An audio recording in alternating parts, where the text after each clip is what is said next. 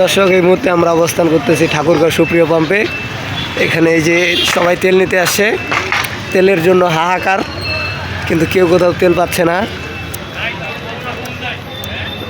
আমরা এখন যাব একজন সাধারণ দর্শকের কাছে। ভাই আসসালামু আলাইকুম। আলহামদুলিল্লাহ, কেমন আছেন? ভাই ভালো নাই। কেন ভাই, কি সমস্যা, কি হয়েছে? ভাই তেলের যে সংকট, কি বলবো ভাই। সেই মনে করেন 5টার পরে আসছি, দুরামানি পাম্পে গেলাম সুরমাতে, সেখানে বন্ধ। তারপরে গেলাম হচ্ছে আপনার এনামল পাম্পে, সেখানে তেল দিবে না। তারপরে গেলাম আপনার ওই যে রূপসী বাংলায়, চৌধুরী পাম্পে গেলাম, মির্জা পাম্পে গেলাম, মানে তেল দিবে না। পরিশেষে আসলাম সুপ্রিয়তে, তেল দিচ্ছে কয়েক হাজার গাড়ি সিরিয়াল। তারপর আমরা আশা ভরসা নিয়ে আসলাম যে তেল নিতে আসবো। এখন 150 গাড়ির তেল দেওয়ার পরে তেল দেওয়া বন্ধ করে দিল। এখন আমরা আসি আর কি, দেখি শেষ পর্যন্ত কি হয় না হয়। মানে যদি কিছু ঘুষ গাছ দিয়ে রাত যদি 2টাও বাজে 3টাও বাজে, যদি ভোরও হয়, আসলে এখানে যদি ফজরে আজানো দেয়, তাহলে এখানে আমরা তেল নিয়ে বাসায় যাবো আর কি। কারণ বাসায় তো বউ বাচ্চা নাই, বাসায় যাই এখানে রাতটা পাথর তেলটা নিতে হবে, এতটুকু।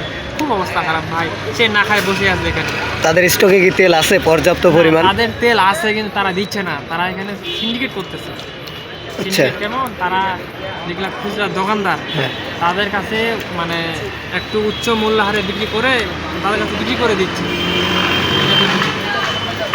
মানে তারা যদি এইখানে পাম্পের রেটটা থাকছে 16 টাকা 85 পয়সা, তারা তাদেরকে যদি 150 টাকা বিক্রি করে, বাকিটা হয়তো লাভ থাকতেছে। এখন দেখলাম তখন নিচ্ছে, তারা বিক্রি করতেছে 250-3 টাকা লিটার। এটা কি আপনি কি ক্ষোভ প্রকাশ করলেন? অবশ্যই। আপনাকে অসংখ্য ধন্যবাদ। আমরা এখন আরেকজন ভোক্তার কাছে যাব। ভাই আসসালামু আলাইকুম। ভাই এদিক দেখেন একটু, কি অবস্থা ভাই আপনার? ভাই এখানে কি করতে আসছেন? কতক্ষণ যাবত আসছেন? থেকে 3 ঘন্টা ধরে করতেছি, কোনো তেল হচ্ছেও না, কোনো কিছুই বলতেছি। তারপরও মনে করেন যে অপেক্ষায় আশা আছে যে তেল পাবো এখানটায়। আর যে তেল যদি না পাই তাহলে তো কিছু করার নাই, গাড়ি বাসায় ঠেলে নিয়ে যেতে হবে। গাড়িতে পর্যাপ্ত পরিমাণ তেল বলতে কি তেল নাই বলা যায়, গাড়িতে কোনো রকমের তেল নাই। এখন যেখানে যে তেল যদি না দেয়, গাড়িতে আবার সিন্ডিকেট হয়ে যাবে, ভাঙাভাঙিও হয়ে যেতে পারে।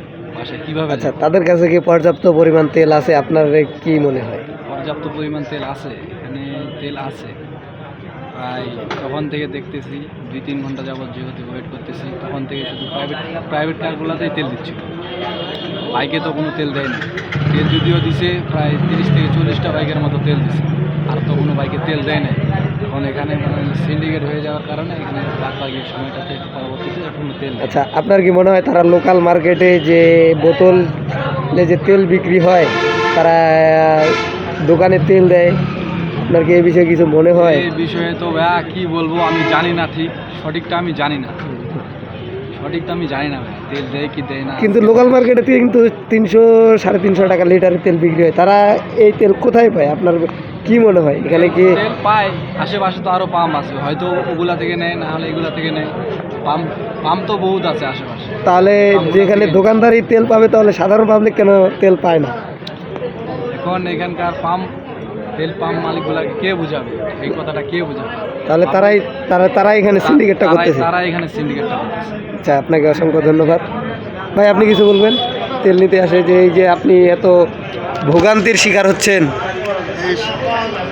বিকাল 5টা থেকে এই জায়গায় লাইন আসছে, আমার বড় ভাইয়ের সাথে আমি আসছি তেল নিতে।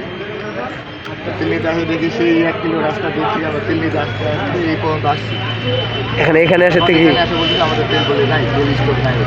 আপনার কি মনে হয় তাদের স্টকে কি পর্যাপ্ত পরিমাণ তেল আছে?